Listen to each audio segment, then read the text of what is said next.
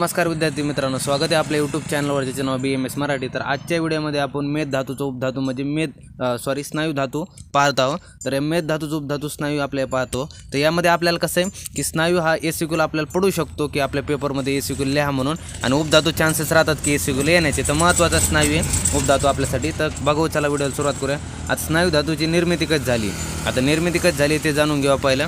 की आता काय दिलं आहे की मेदसह स्नायू संभव चरकचिकित्सांमधला श्लोक आहे। मध्ये यामध्ये काय सांगितलं आहे, स्नायू मेद धातूचा उपधातू सांगितलं आहे। स्नायू कसा मेद धातूचा उपधातू आहे, तसं व्याख्या काय दिली आहे जी अस्थिसंध शरीर अवयवांना आपल्या स्वस्थानामध्ये धारण करणाऱ्या रज्जू सदृश्य रचनेला स्नायू म्हणतात। म्हणजे अस्थिसंध व शरीर अवयवांना आपल्या स्वस्थानामध्ये धारण करणाऱ्या रज्जू सदृश्य रचनेला स्नायू म्हटले। त्यानंतर मॉडर्ननुसार याचं काय केलं आहे की कोरिलेशन काय सोबत केलं, याचं लिगामेंट्स आणि टेंडाउनसोबत याचं कोरिलेशन केलं आहे। त्यानंतर आता उत्पत्ती कशी झाली ते बघूया। मेदस स्नेहमादय स्थिरा स्नायुत्वम अप्यनुयात सिरातु मुदुप्राक स्नायू नाम च तत खरह। शुश्रूषारिस्थानमधला श्लोकेमध्ये आता काय सांगितलं आहे की शिरापासून स्नायू तयार होतात व जेव्हा जेव्हा शिरा मेदाच्या स्नेहभाग होतात तेव्हा त्यांचे पचन घडवून आणतात। म्हणजेच मेदापासून शिरा व शिरापासून स्नायूची उत्पत्ती, म्हणजे मेदापासून शिरा होतात आणि काय म्हटलं, मेदापासून शिरा आणि शिरापासून पुढं स्नायूची उत्पत्ती सांगितली।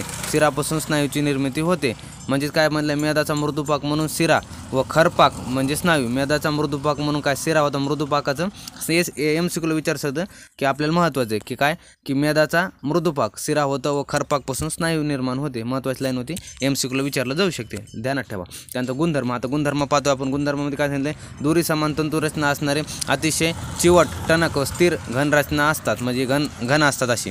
त्यानंतर आता संख्या पाहिजे, महत्त्वाचं MCQला विचारलं जातं की स्नायूची संख्या किती। इकडे ॲनाटॉमीला आपल्या म्हणजे रचना शरीराला आणि क्रियाला दोन्ही महत्त्व काय, स्नायू 900, त्यामध्ये शाखात 600 असतात।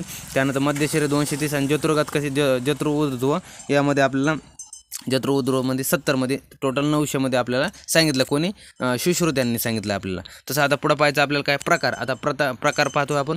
प्रकारमध्ये पहिला प्रकार आहे काय द्यायला आहे की प्रतानवत स्नायू। प्रतानवत स्नायू म्हणजे लिगामेंट्स, प्रतानवत स्नायू म्हणजे लिगामेंट्स। यामध्ये कसं अनेक धाग्या समान असतात, म्हणजे अनेक धाग्या समान अशा प्रकारे असणारे अनेक धाग्या समान असते।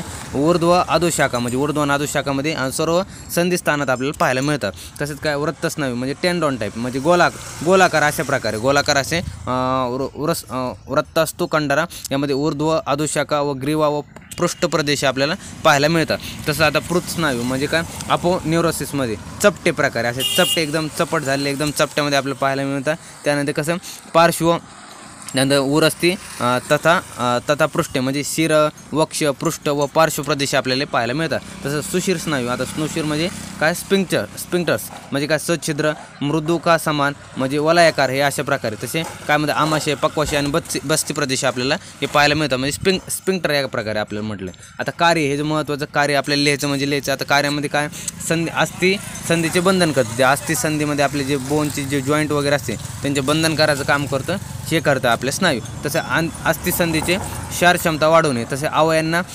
स्वस्थानामध्ये स्थिर ठेवणे। तसंच आणखी पुढं काय दिलं, चौथा याचं कार्य काय, ज्याप्रमाणे लाकडी फळ्या दोरींना एकमेकांना घट्ट बांधून नौका तयार केली जाते व नौका बांधल्यामुळे भारक्षम होऊन पाण्यावर तरंगते, त्याप्रमाणे संधी प्रदेशातील अस्थि देखील स्नायूमुळे परस्परांना संधी प्रदेशातील मजबूत बांधले जातात व त्यामुळे अस्थिसंधी हे अतिशय मजबूत राहतात। म्हणजे काय म्हटलंय की जे स्नायू आहे ते काय करतात, जे अस्थिपासून आपली जी संधी तयार होते त्याला बांधले जातं, बांधण्याचं काम करतं, आणि त्यामुळे काय होतं, ते जी संधी आहे ती मजबूत प्रकारे राहते। अशा प्रकारे जर कार्य सांगितले, 4 कार्य तुम्हाला महत्त्व ध्यानात ठेवायचे।